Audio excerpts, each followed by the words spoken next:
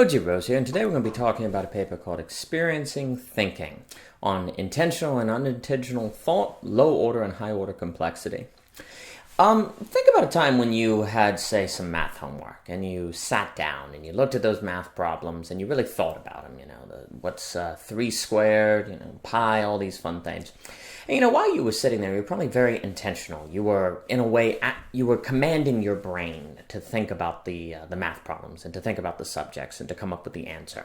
So your thinking was all very, very intentional. And if I were to ask you right now to think about a window, and you proceeded to do so, that would be an intentional or a line of cause and effect. It would be an intentional thought. And the causality, it would be a pretty linear causality. I would ask you to think about a window, and you would.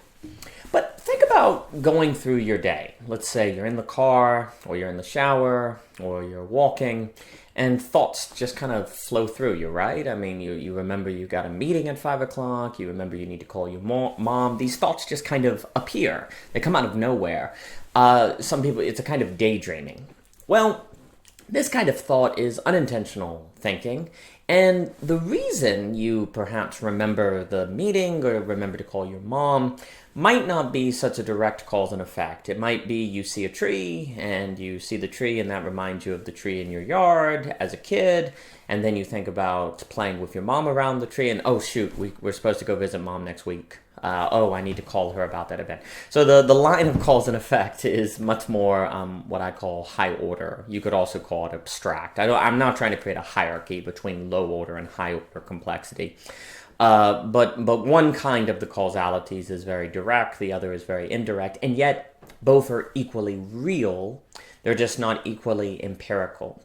And this can be a problem because then it's natural for the brain to privilege the low-order causality, the intentional thinking, and intentional thinking, to privilege that kind of thinking over high-order complexity and unintended thought. Another way to put this, if I, to use, I guess, that example with David Hume, if I see a billiard ball rolling across the table and it hits another billiard ball, that would be an example of low-order causality. And the guy with the pool stick intended to hit the billiard balls as such. But if the billiard balls roll across the table and one hits the other, and I see that and it reminds me of the time I played billiards with my sister, and I think that I need to call her, well, there's a line of causality there too. I saw the billiard balls, and it's only because I'm in that environment that I think to call my sister. But where the first causality is something that anyone around the pool table could have seen, the second causality is one that only I can be a witness to, that only I can observe. And it certainly was not intended by the person with the pool stick who hit the balls. It was an unintended consequence. But it's just as equally real, at least to me.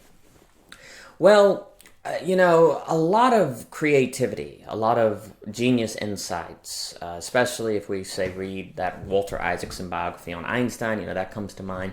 What Einstein could do is he could go upstairs and sit in an office and look out the window and imagine what it would be like to be in an elevator made entirely of glass.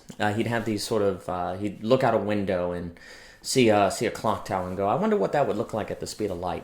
So he was a daydreamer. His mind just kind of wandered, and as a result, he came up with these brilliant ideas.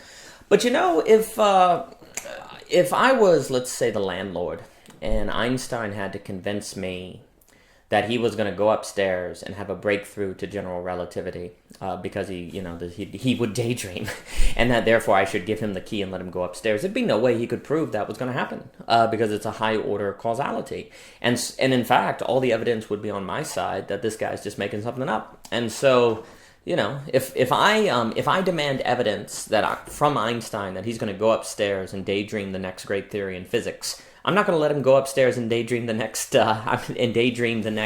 big breakthrough in physics.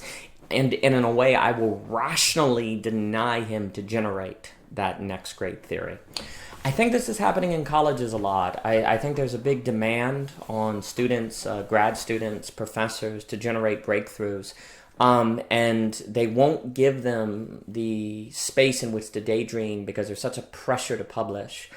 They won't give them the space to daydream to come up with the next breakthrough. And in fact, the fact that they don't come up with the next breakthrough becomes evidence that they won't come up with the next breakthrough, and therefore they lose pressure. And all of this seems kind of rational for the administrations to do because the brain privileges low-order complexity. It privileges low-order causality as really the only kind of causality. So if the thinker says, well, I need space to think, and then it will, I have to not be under these pressures, the bureaucracy is not going to see any evidence of that and just say, oh, well, you're just saying that because you can't come up with any new ideas. So, if people have to provide evidence ahead of time that they're going to, during their daydream, generate a certain result, then they're never going to be given the space to do that daydreaming, and the society at large will suffer because of it. And of course, they can't prove that their daydreaming will generate the next great breakthrough, even though we've seen that time and time again when it comes to creativity, because by definition, it is not a low-order causal relationship that can be generated via intention. I cannot intend to daydream. I can only put myself in the space where it happens, per se, and I most certainly cannot intend a certain result of daydreaming. But since I can't do it, if I'm put under pressures and will only get funding if I do perform and do come up with certain results, we're going to have a mess. And if another paper I've wrote called The Creative Concord is correct, that creativity is essential to the socioeconomic order to keep it from self-destructing, then this bias for low-order causality is going to be the end, is going to gradually at least contribute to a decline and collapse of the socioeconomic order. So it's very important that we pay attention to how thinking works, pay attention to how we experience thinking, and to not privilege low-order causality, complexity, intentional thinking, intentionality, I can go on, over the unintentional. And by extension, to not privilege the empirical over the non-empirical, what I can observe from what can't observe. Because just because I can't observe it does not mean it isn't real. And in fact, it may be the key to creative genius. So anyway, that's Experiencing Thinking by O.G. Rose. Thank you for your time. And for more, visit ogrose.com.